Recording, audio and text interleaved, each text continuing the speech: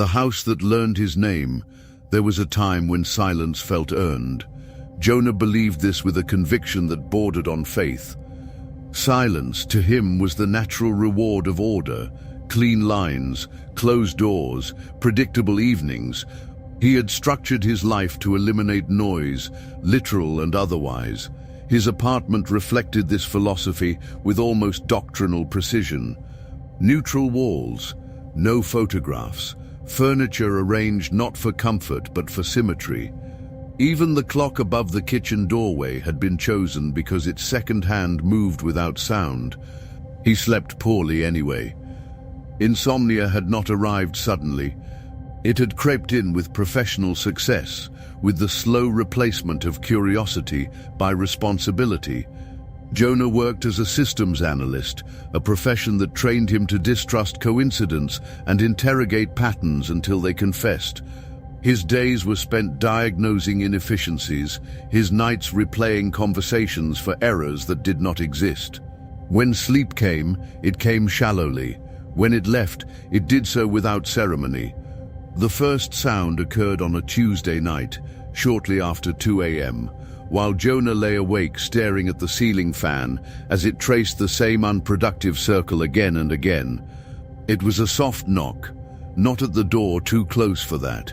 It came from inside the apartment, from the wall behind his bed. He waited. Buildings made noise, pipes contracted. Neighbors shifted furniture at inexcusable hours. Jonah catalogued these explanations automatically, the way one might recite safety instructions before a flight. The knock did not repeat.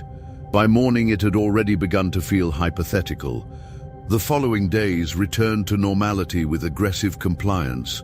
Work was tedious but stable. Emails answered themselves. Coffee tasted as expected. Jonah noticed, with faint satisfaction, that nothing else unusual occurred. He told himself this was evidence of good judgment. On Thursday night, the knock returned. This time it was 3 taps, evenly spaced, deliberate. Jonah sat up in bed. The sound came again, firmer now, directly behind his headboard. He placed his palm against the wall. It was cool, unremarkable. "Old building," he muttered aloud, more to test the sound of his voice than to convince himself. When he lay back down, he noticed something he was certain had not been there before. A faint hairline crack in the paint, running vertically from the ceiling toward the baseboard. It was narrow enough to be mistaken for a trick of light, but Jonah studied it for several minutes, committing its position to memory. He slept for less than an hour. By the weekend, Jonah had adopted a new routine. He began sleeping with a lamp on. He avoided the bedroom wall altogether, shifting the bed several inches away despite the disruption to the room's geometry. He told himself this was temporary. The noises changed. They were no longer knocks. They were movements, soft, sliding sounds, as though something were adjusting itself within the wall. Jonah found himself listening for them even during the day, pausing mid-task as if a delayed echo might reveal itself. He searched the building's maintenance records. No recent renovations, no structural complaints, no reported infestations. The crack in the wall had widened, not dramatically, just enough to admit the suggestion of depth. Jonah measured it with a ruler, then again 3 days later. The difference was slight, but undeniable. He considered calling someone, then imagined the explanation he would have to offer. At night, the movements became rhythmic. On the 9th night, Jonah heard his name. It was not spoken aloud. It did not arrive as sound in the conventional sense. It emerged as pressure, as if the air itself had decided to remember him. Jonah. He sat upright, heart pounding, every nerve alert. The room was unchanged. The lamp glowed steadily. The crack in the wall seemed darker than before. "Hello?" he said, immediately regretting it. The pressure receded. Silence returned. He did not sleep again that night. The following days blurred into one another. Jonah's concentration fractured. He reread the same lines of code without comprehension. He began to dread returning home, yet found himself equally unsettled by the outside world, where everything felt artificially loud, overstated, unreal. At night, the wall breathed. That was the only word that fit. It expanded and contracted subtly, almost imperceptibly, as though something on the other side required air. Jonah stopped touching it. The voice returned on the 12th night. Clearer now, familiar, it sounded like him, not an imitation, an exact replication, down to the cadence he used when thinking aloud.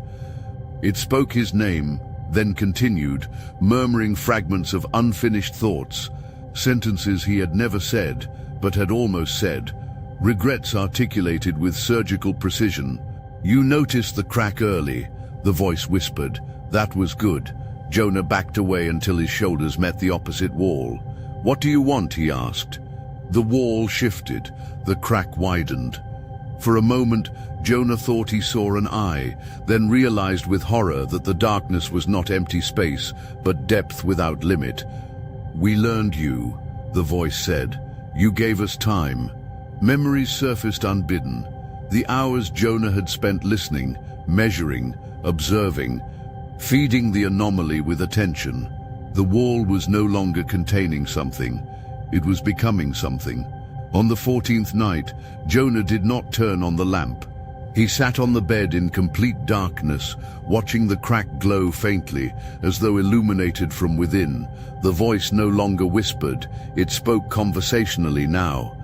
"You don't like disorder," it said. "You tried to correct us." The wall opened. Not violently, not suddenly. It parted with the patience of a system executing a long-planned process.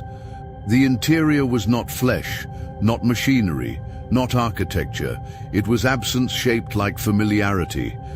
Jonah understood then, not intellectually but instinctively, that the thing within the wall had not arrived from elsewhere. It had assembled itself from him, from the nights he spent awake, from the patterns he obsessed over, from the attention he gave to what should have been dismissed. "You were thorough," it said approvingly, "so we became thorough too." Jonah screamed.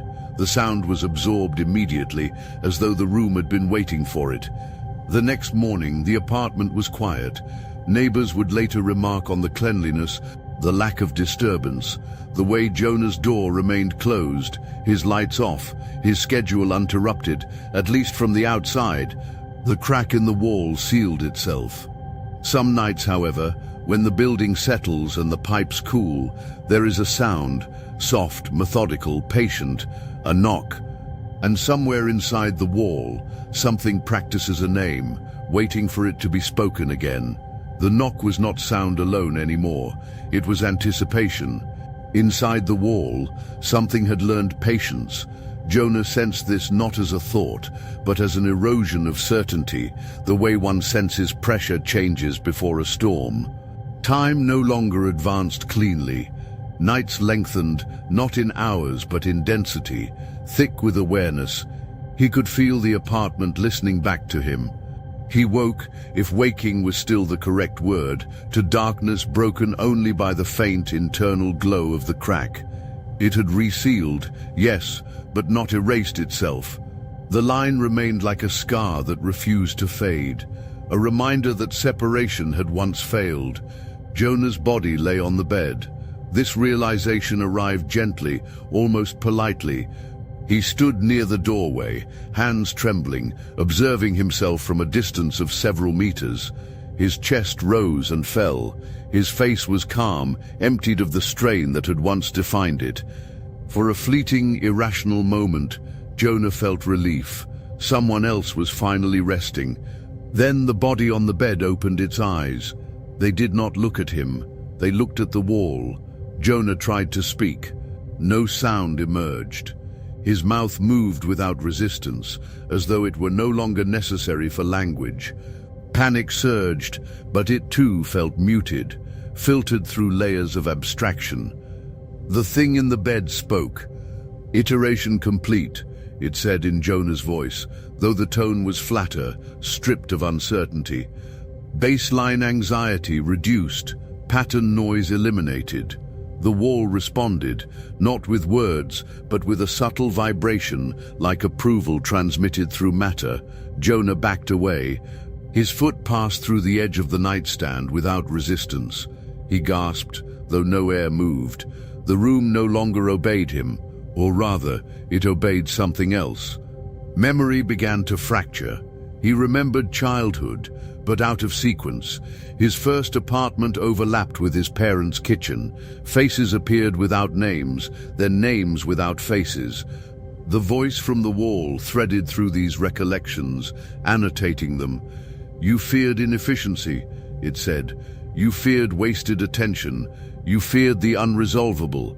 Images surfaced, Jonah staring at the crack in the wall, measuring it, returning to it again and again. Each moment replayed, slowed, dissected. "You fed us focus," the voice continued. "Focus is structure. Structure invites habitation." Jonah tried to run.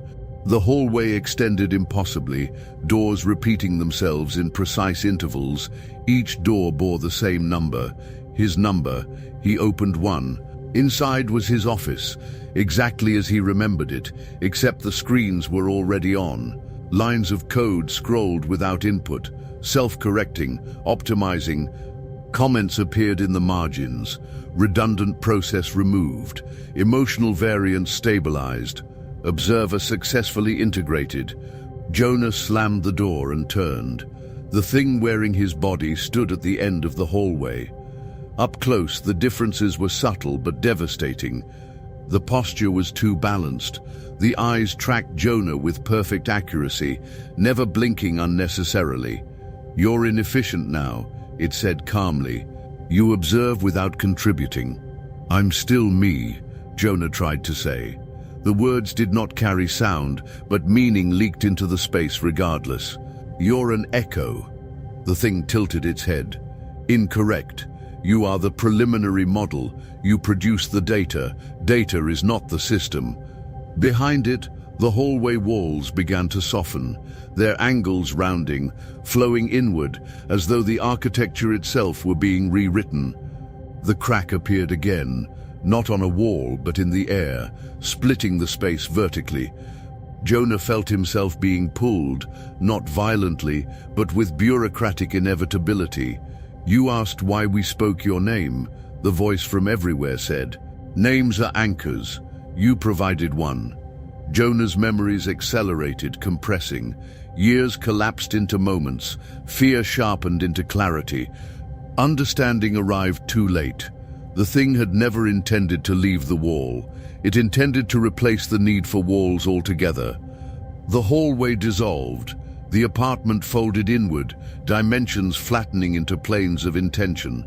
Jonah felt himself stretched thin, awareness diluted, spread across surfaces, awareness diluted, spread across surfaces, awareness diluted, spread across surfaces, awareness diluted, spread across surfaces, awareness diluted, spread across surfaces, awareness diluted, spread across focuses, awareness diluted, spread across focuses, awareness diluted, spread across focuses, awareness diluted, spread across focuses, awareness diluted, spread across focuses, awareness diluted, spread across focuses, awareness diluted, spread across focuses, awareness diluted, spread. He was no longer a point of view but a background process, a persistent awareness embedded into the structure.